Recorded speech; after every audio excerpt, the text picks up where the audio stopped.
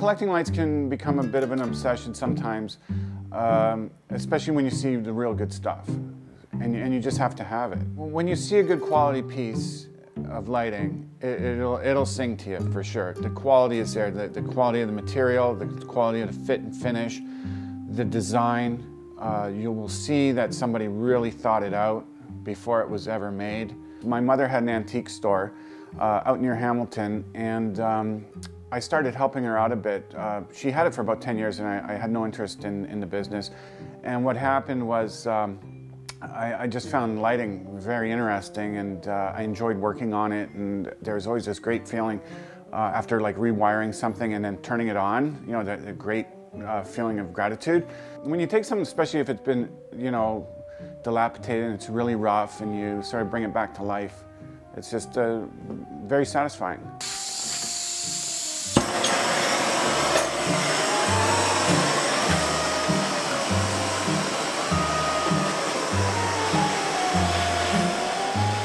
When I started to do my own custom work, it was largely inspired by the reproduction Edison bulb that's so popular right now. I just had some parts laying around the shop, and I thought, you know, those would look really good with just an Edison bulb on it. So I put together this little 4-arm cluster and put 4 Edison bulbs on it, hung it in my front window, and I had people coming in every day and asking me about it and wanting to buy it. And a lot of them expressed interest in that fixture, but wished it was larger.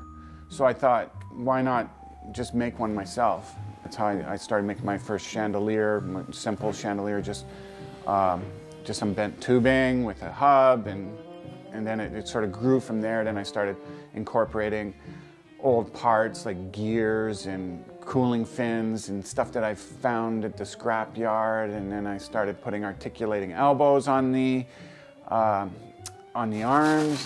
These are interesting. This is the grinding blades from the coffee grinder from Crema. He keeps giving them to me. He changes them out every so often. And I finally came up with an idea of what I'm going to use these for. It's going to be really cool. A lot of times I can just go into one of my parts bins and just totally be inspired by what's in there. And I'll have an idea, and I'll go, oh, there's a piece in my drawer over here, so I'll grab some pieces here, some bits there, and I'll put them on my desk and start fiddling around, and next thing you know, I'll have a light.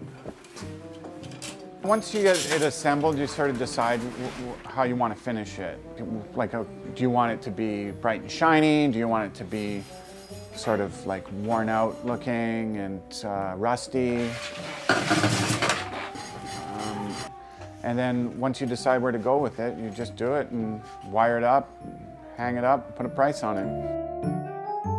I love the term steampunk. First time I heard it was from a customer who saw one of my custom pieces, and they said, hey, that's really steampunk. And then I started looking into it further, like on the internet and stuff, and I said, oh, that's what steampunk is. I know what that is, kind of thing, because it's sort of been around for years. It's often taking something and sort of stripping it down so that it sort of inner components are on the outside almost, and it looks very mechanical. This is a piece of scrap from the scrapyard. This is a worm gear that a metal turner, probably he screwed it up, so I found it, and this will be like the center shaft for like one of my lights.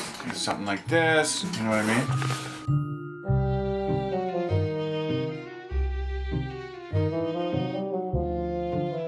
The other aspect of this business that I really enjoy is the hunt and finding a really good piece and saving it in some cases. In some cases you're not saving it. In some cases you're just buying it. And to be able to sell that to someone who enjoys it as much as you do is very gratifying as well. And you know they're going home to enjoy that piece for years to come. It's very satisfying, and that's what keeps me going.